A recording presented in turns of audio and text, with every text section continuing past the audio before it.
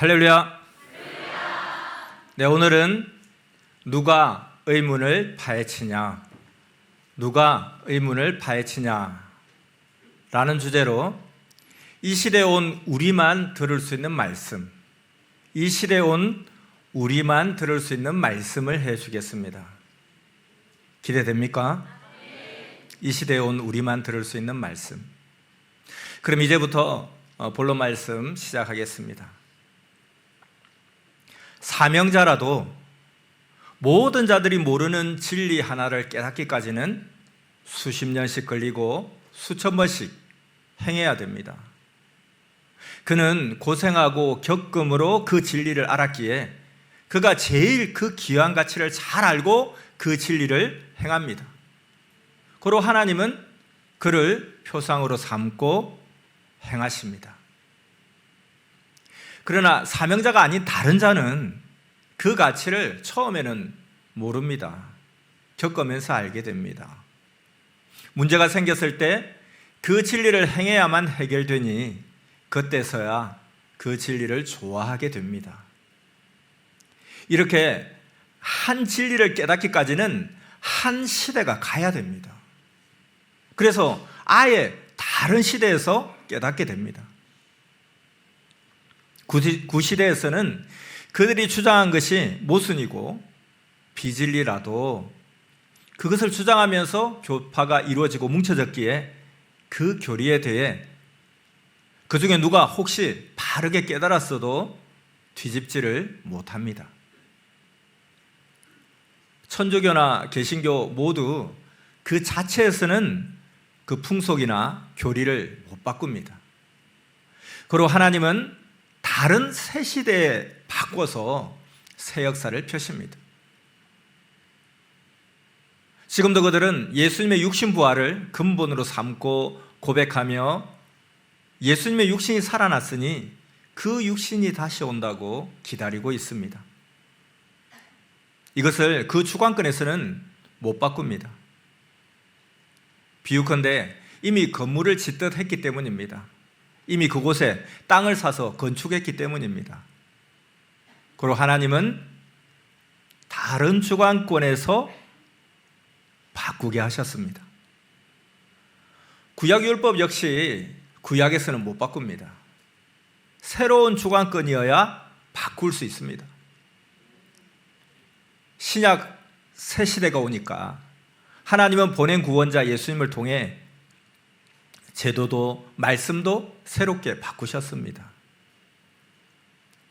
신약에서 새 말씀을 주시고 구약 제도를 바꾸시며 새 역사를 펴셨습니다. 그리고 또 나아가서 신약의 세계에서 전한 것 또한 신약 시대가 끝나고 새 시대가 왔다 해도 신약 주관권 자체에서는 못 바꿉니다. 그리고 하나님은 새 시대가 왔을 때 새 역사를 시작하시어 모든 제도를 바꾸시고 새 말씀 진리를 선포하십니다. 알겠습니까? 이에 대해 더 확실히 알도록 축소시켜서 보겠습니다. 할아버지는 자신이 지켜온 제도와 그 삶을 쉽게 바꾸지 못합니다. 이미 그렇게 오랫동안 살아왔기 때문입니다. 아버지가 이미 집 짓고 사는 그 터에 자녀가 건축을 못하는 격이요, 그 집 속에 새 집을 못 짓는 격입니다. 그럼 어떻게 해야 합니까? 자녀 때가 와서야 자녀가 바꿉니다. 이는 자녀가 커서 다른 데다 집을 짓는 격입니다. 종교 역사도 그래 왔습니다. 정치 세계도 그러합니다. 과학 등 각종 학문 세계도 그러합니다. 어느 세계든 새 시대 때가 오면 새 인물이 나서 새 이론으로 역사를 이룹니다. 새 역사는 하나님이 행하시는 역사입니다. 그리고 과거보다 더 발달되었으니 더 차원 높여 하십니다. 새 역사는 나무에서 자라나는 새 가지와 같습니다. 새 가지는 크는 대로 새로 새순을 내며 뻗어갑니다. 신약 2000년이 끝나니 하나님은 천년 역사를 시작하셨습니다. 하나님은 천년 역사에 해당하는 대로 새 말씀을 해주셨습니다. 신약 자체에서는 그 제도와 말씀을 못 바꿉니다. 그들은 거기서 나와야 신약의 제도와 그 삶을 새 말씀으로 바꿀 수 있습니다. 이것이 거듭남입니다. 이것이 새롭게 됨입니다. 하나의 신앙 부활입니다. 이 모든 것은 하나님이 행하십니다. 종교는 개인의 것이 아닙니다. 섬기는 주인의 것이니 곧 하나님 것입니다. 그리고 하나님이 보낸 자와 함께 직접 경영하십니다.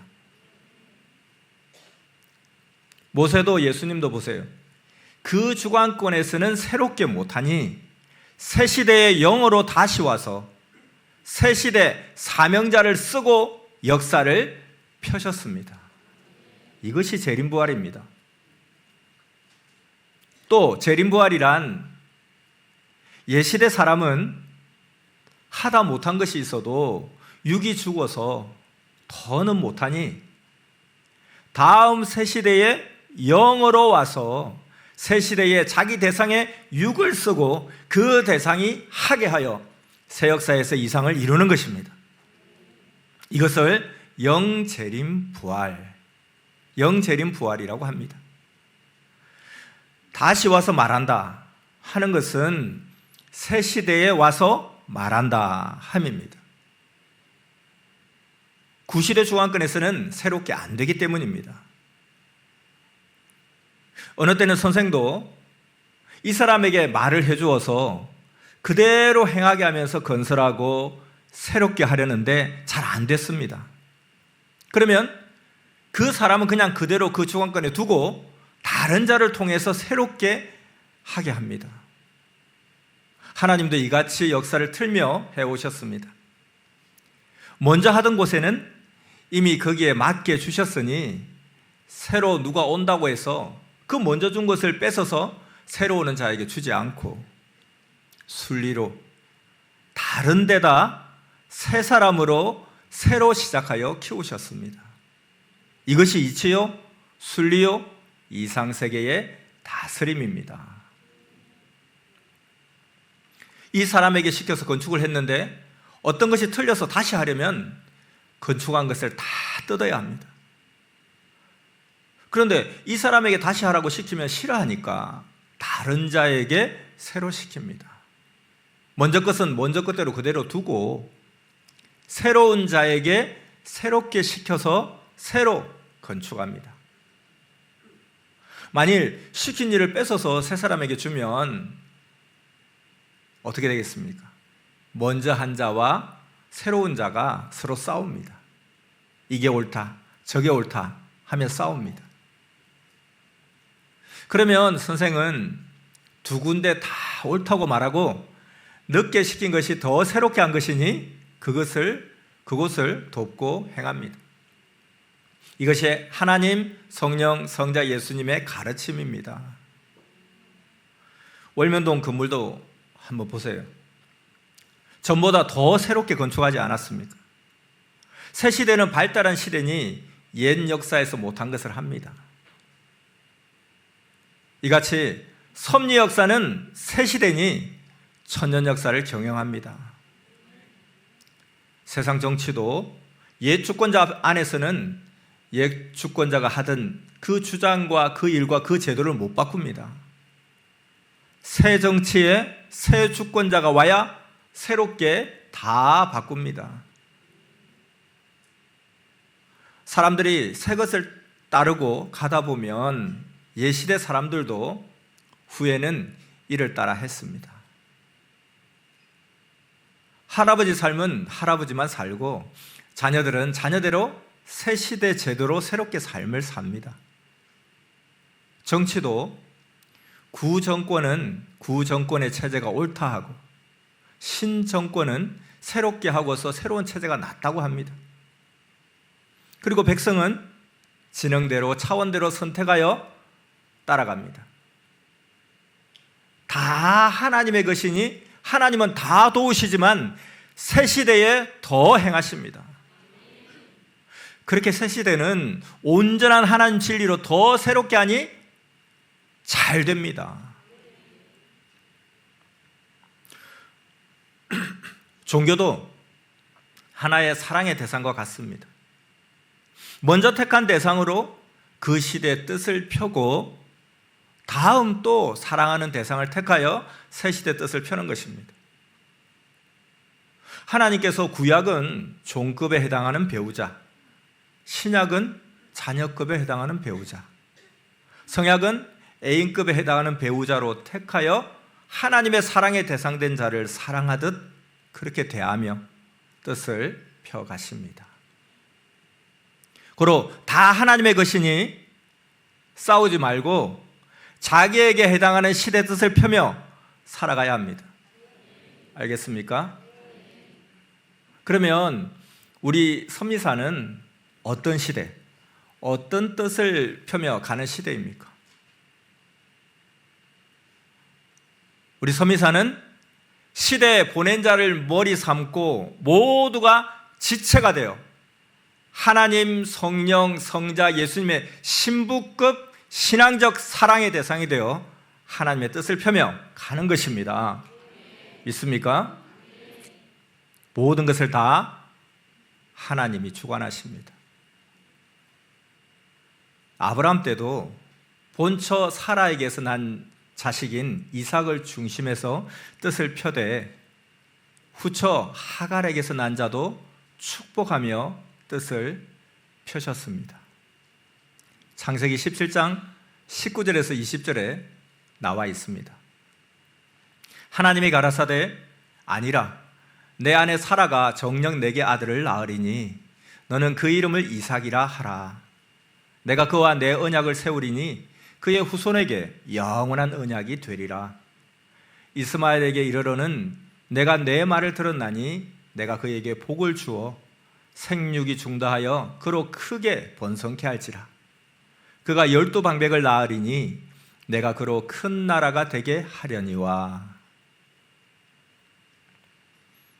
이렇게 말씀하시며 모두 축복하라. 주관권은 하나로 보고 그것을 중심에서 펴나갑니다. 아브라함 때는 이삭이 본처 사라에게서 난 자식이라 중심이 되었습니다. 창세기 21장 12절 말씀, 하나님의 아브라함에게 이르시되 내 아이나 내 여종을 위하여 근심치 말고 사라가 내게 이런 말을 다 들으라. 이삭에게서 난 자라야 내 씨라 칭할 것임이니라. 아멘. 이같이 모두 전능하신 하나님이 시대에 따라 정하신 대로 행하십니다.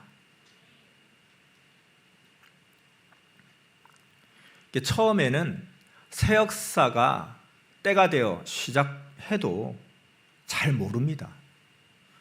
한 남자가 새 살림을 차려도 모르는 격입니다. 그러나 크면 압니다. 종교 역사에서 구약도 신약도 그러했습니다.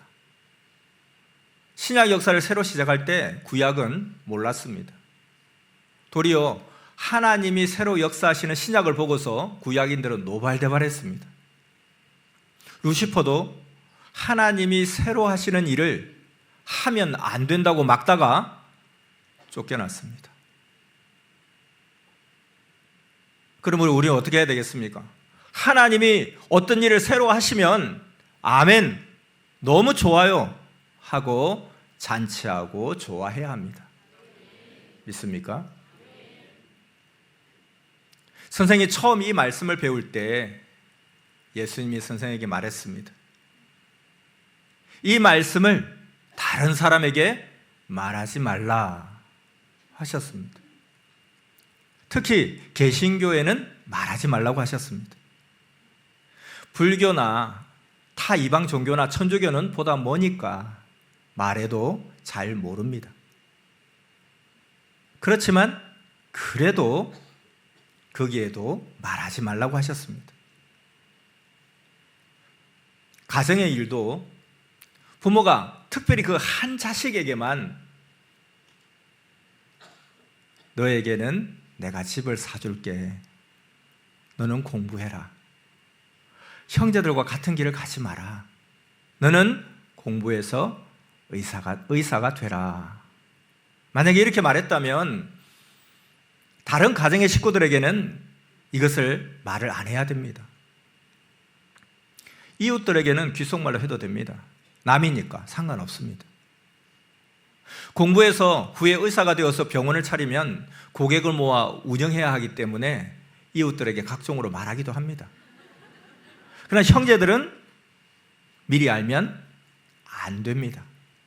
자기 비밀이 드러나면 형제들이 반대해서 못하게 되기 때문입니다. 커서 병원을 차리고 고객들이 밀려오면 그때는 집에 형제들이 알아도 괜찮습니다. 그때는 알아도 그 중에 어떤 이는 너가 잘했다 하며 따르는 자도 있고 또 여전히 누구는 싸우기도 할 것입니다. 하나님은 이같이 새 역사를 펴오셨습니다. 선미사 새 역사도 이같이 한 것입니다. 항상 새롭게 앞날을 보고 행할 것은 누구나 이야기 안 하고 합니다. 하나님도 그래서 새 역사는 사명자와 그 따르는 자만 알게 하시면서 새 역사를 펴셨습니다. 하나님은 옛날도 지금도 그러하십니다.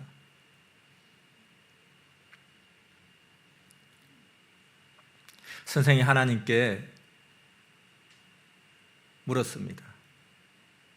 하나님, 저들은 물질이 너무 많은데 우리는 진리는 많으나 재물이 없습니다. 여러분도 그런 생각하죠? 이에 하나님께서 말씀하셨습니다. 너희도 이제 컸으니 내가 축복해 주리라. 아멘. 이럴 때 제일 반응이 좋아요. 믿습니다. 믿음이 생겨납니다. 우리 선미사는 다른 종교와 달리 오직 하나님 말씀만 전해왔습니다. 사업은 안 하고 신앙만 살피며 왔습니다. 다른 종교가 물질에 뿌리 내려도 우리는 신앙만 했습니다. 또 정치에도 가담하지 않고 오직 하나님 말씀만 전하며 선교만 했습니다. 예수님 때도 보면 세례 요한은 정치에 가담했습니다. 마태복음 14장에 잘 나와 있습니다. 세례 요한은 육적이라 그러합니다. 어느 시대고 세례 요한 사명자는 육적 특성이 있습니다. 그런데 하나님이 맡기신 일을 사명대로만 해야 합니다. 세례 요한은 증거하는 사명만 해야죠. 제사집에 가서 잔치하려고만 하면 안 됩니다. 종교는 오직 하나님, 성령님, 성자, 예수님만을 중심으로 해야 합니다. 종교도 하나의 하나님 역사 정치입니다. 젊은 자들을 키워서 신앙을 더 심어주어 그들을 데리고 하나님 뜻을 펴야 합니다. 그래서 하나님 말씀하셨습니다. 신앙은 얼마나 영원한가를 중심에서 해야 한다 하셨습니다. 또 말씀하시기를 물질 중심하는 자들을 보아라. 거기 빠져 신앙도 버리지 않았느냐. 너희는 물질이 없으니 신앙으로 뭉치게 되었다 하셨습니다. 그렇다고 물질 축복을 안 해주신 것이 아닙니다. 물질은 각각 벌어서 살게 해주셨습니다. 이 또한 하나님이 축복해 주신 것입니다. 하나님은 말씀하셨습니다. 자체 수입, 지출 경제로 생활하며 감사하기다. 그렇게 교회도 운영하고 선교하라. 신부시대니 너희가 알아서 해야 하지 않느냐 하셨습니다. 이같이 하나님이 그동안 돕고 다 해주셨습니다. 하나님은 때와 시대 따라 해줄 것을 다 해주셨습니다. 그러나 자기가 준비가 안 되어 받을 그릇을 못 만든 자는 자기 책임을 못하여 못 받기도 했습니다. 그러면 여러분이 축복받기를 원하면 받도록 할 일을 행해야 합니다. 믿습니까? 새로운 역사는 개척이요 개발입니다. 고로 힘도 들고 어렵습니다. 그렇지만 새 것을 얻습니다. 그러니 개척 나간 자들 진심으로 전심으로 해야 합니다. 또 우리 모두가 생각해야 될 것은 환난과 고통이 문제라고 하지만 하나님은 이 또한 새 역사에 해당되게 역사에 오셨습니다. 그러므로 찬바람이 문제가 아닙니다. 시대에 맞는 행실 옷을 얼마나 껴입었냐가 문제입니다. 바람이 불어야 통풍이 되어 가을의 곡식이 잘 마르고 잘 익게 됩니다. 바람이 없으면 공기순환이 안 됩니다. 이처럼 바람과 같은 환난의 고통은 모두 정신 차리고 더 자라라 하시며 혹은 곡식이 더 잘 익게 해주시는 격입니다. 그러니 환난이 큰 만큼 은혜도 컸습니다. 여러분, 길이 좁아도 빈몸으로 가는 게 낫습니까? 길은 넓은데 짐을 잔뜩 지고 감이 낫습니까? 길이 좁아도 빈몸으로 가면 더 좋죠. 하나님은 우리가 행하는 대로 또 우리에게 뜻과 사명을 주신 대로 역사에 가십니다. 그러므로 저마다 충성으로 자기 할 일을 하면 만사가 형통입니다. 하나님이 정력코 다 하시니 여러분 믿고 따라오면 됩니다. 이렇게 하면서 천국까지 가는 것입니다. 할 수 있겠습니까? 하나님이 다 가지고 계십니다. 하늘과 땅에 하나님의 창고가 가득 차 있습니다. 여러분이 몰라도 하나님은 때가 되면 행하십니다. 모르는 것을 알려주시기만 하기보다 여러분과 같이 행하며 가십니다. 그리고 후에는 이를 모두가 깨닫게 됩니다. 그러니 어떻게 해야 되겠습니까? 두려워 말고 마음을 담대하게 해야 합니다. 천년 역사가 시작한 지 반세기가 다 되었습니다. 그리고 이 역사는 모든 종교인들이 그렇게 기다렸던 역사입니다. 그러니까 이 역사는 가면서 더 창대하게 됩니다. 이것을 믿고 행하는 자만 알게 될 것입니다. 하지만 옛 시대는 새 시대를 기다리며 살다가 죽는 자가 대부분입니다. 그들 중에 2세들이 일부 와서 하나님 새 시대의 새로운 뜻을 펴며 갑니다. 근데 이제 그것을 우리가 알면서 가는데도 가끔씩 이런 생각이 들죠. 선미사에 와서 하나님의 새 역사를 이렇게 펴가는데도 어떤 때는 이게 하나님의 천년 역사가 맞나? 누구한테 말은 못하겠고 왜 이상세계인데 이같이 어려움이 많지?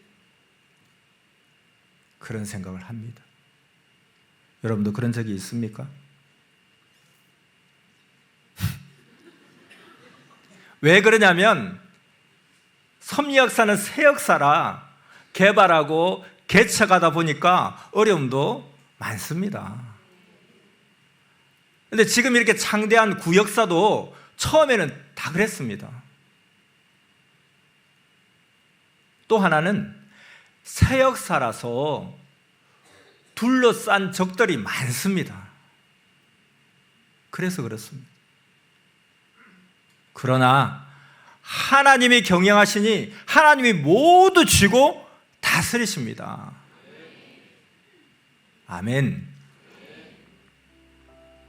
과거 선미사에 5명, 10명, 30명, 50명만 있을 때도 모두 뭉쳐서 행했습니다.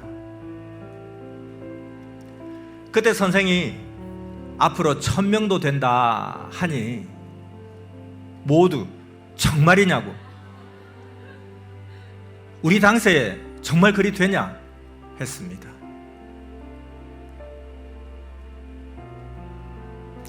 그때 선생이 웃으면서 너희가 결혼도 하고 자녀도 나오면 더 많은 자들이 오게 된다, 호련히 1000명이 된다 했습니다.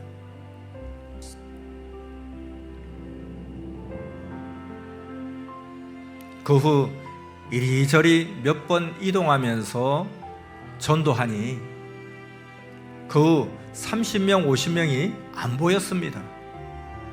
호련히 청중 속에 묻혀 있어 안 보였습니다.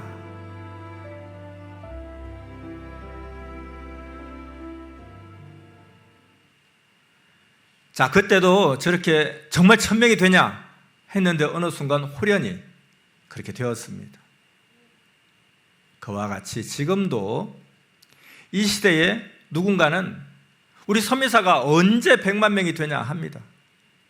그런데 계속 전도하고 인터넷으로 회원 모집하며 복음을 전하고 그러면 이 또한 훈련이 됩니다. 월명동을 개발할 때 이거 언제 다 개발해서 쓰냐고 하던 자들이 호련히 다 개발되니까 이제는 쓰면서 이것이 꿈이 아닌 현실이 맞냐 합니다. 이같이 하나님 역사를 끝까지 같이 가는 자들이 꿈을 이룹니다. 그러니 자기 때에는 환난이 오든지 핍박이 오든지 충성으로 해야 합니다. 자기 때가 지나면 세월이 편안해도 때가 지나서 없어 못합니다. 자, 또 하나 꼭 지켜야 할 것이 있습니다. 모두 화목하게 해야 잘 됩니다. 그러니 서로 돕고 이끌어 주기를 바랍니다. 구체적으로 어떻게 하라 하냐면 육적으로 배고픈 자 먹여주고 신앙 역시 서로 잡고 도와주면서 가야 합니다. 이게 힘들 때는 스스로 못합니다. 실가닥만큼이라도 잡아주어야 오를 수 있습니다. 그렇게 잡고 오르다 보면 어느 순간 그에게도 평지가 나옵니다.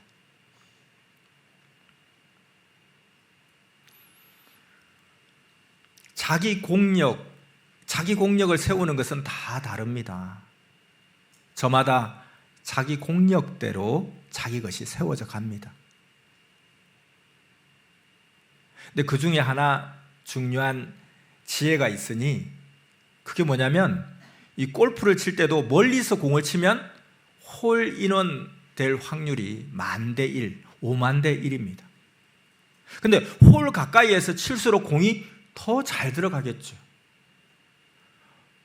뭐 한 뼘 거리에 있으면 그냥 밀어 넣으면 됩니다.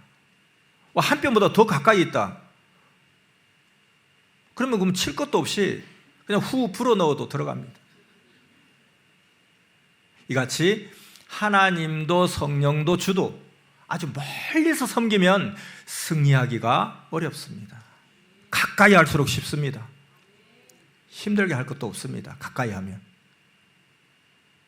그러니까 멀리 있는 자는 자꾸 거듭해서 가까이 하려고 하면 가까이 와집니다. 골프도 점진적으로 거듭 공을 치면서 홀에 가까이 가면 쉽게 넣고 갑니다. 진리는 절대적으로 하면 됩니다.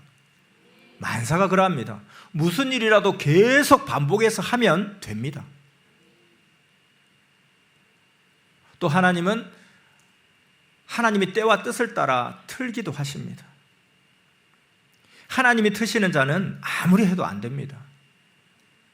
하나님 일은 하나님이 정령코 하게 하시어 끝이 나게 하십니다. 그래서 하나님과 얼만큼 가까이 하느냐가 중요하다는 것입니다. 하나님과 멀리서 한 번에 하려고 하지 말고 반복해서 계속 하나님께 가까이 와서 하면 한 번에 됩니다. 힘도 안 듭니다. 성약 역사는 신부 시대잖아요. 하나님과 훨씬 가까운 시대잖아요. 그래서 쉽습니다. 구약보다 신약보다 쉽습니다. 말씀도 다 가르쳐주고 가까이 하라고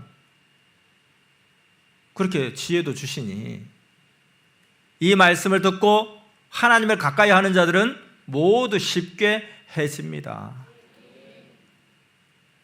종교 역사를 보세요.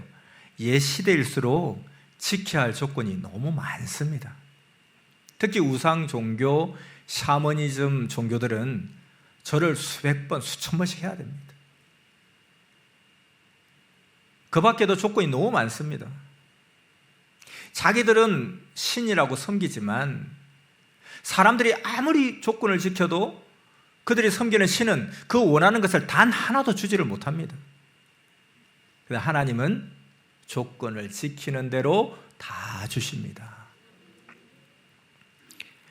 하나님의 역사 안에서도 옛날 구약시대, 신약시대는 지켜야 할 조건이 너무 많았습니다. 근데 하나님은 새 시대가 와서 행할 때는 구시대 법을 다 폐하고 그 핵 기본법만 행하게 하셨습니다. 그래서 새 시대가 오면서 많은 법과 제도가 완화되었습니다. 구시대 것은 싹 폐하고 신부법으로서 그 핵심에 해당되는 것만 강화했습니다. 그것이 뭐냐면 더 깨끗이 하라. 그것입니다. 구시대인 종회시대를 보세요. 얼마나 조건이 많습니까? 제사법, 할례법 등 각종 지켜야 할 법이 수십 가지입니다. 그 중에 한 예를 구체적으로 말하면 안식일 날은 자기가 사는 곳에서 오리도 못 가게 했습니다. 오리를 가다 끝나면 그 자리에서 안식일 끝날 때까지 서 있어야 됩니다. 그래서 이 안식일 날은 자기가 사는 곳에서 오리도 못 가게 하는 오리 신앙을 했습니다. 그런데 지금도 그 예시대 율법 아래 있는 자들은 그러합니다. 이 같은 법은 예수님이 오신 후에야 폐해졌습니다. 구약시대만 그런 게 아니라 신약시대도 그러합니다. 그 자녀시대의 법은 예수님이 신랑으로 다시 오신 후에는 폐해집니다. 그래서 선미사는 하나님이 선생을 통해 새 법을 베풀어 주십니다. 그 새 법은 성령께서 말씀하셨습니다. 영어로 다시 온 예수를 중심하라. 새시대 성약도 구법은 폐하고 오직 새 법으로 새 시대만 좇아라 하셨습니다.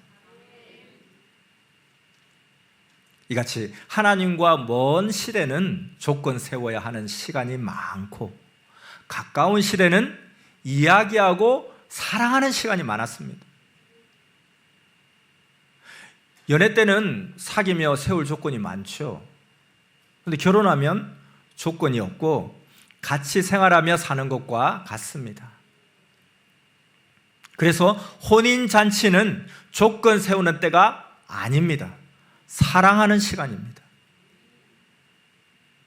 대표가 조건을 다 세우고 모두는 잔치하면 됩니다. 그래서 모두 화목으로 사랑의 잔치요, 말씀의 잔치요, 신앙의 잔치입니다. 자, 지금까지 말씀 잘 들었습니까? 마지막으로 시 한 편을 전해주겠습니다. 행함이 목적.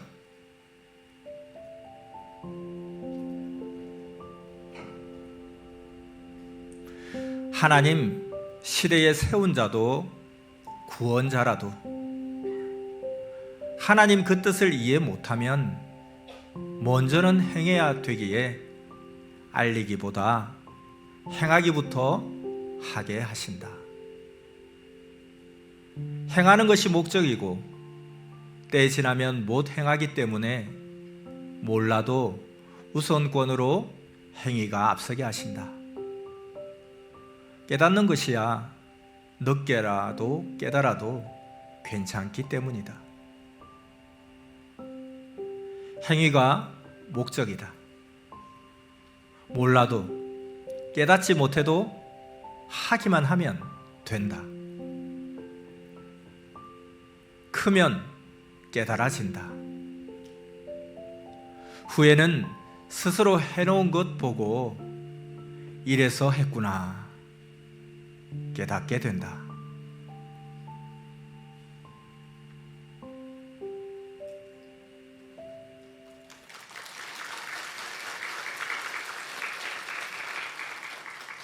성령 사랑의 평강을 빕니다. 오늘 말씀 누가 의문을 파헤치냐 말씀 마쳤습니다. 기도하겠습니다.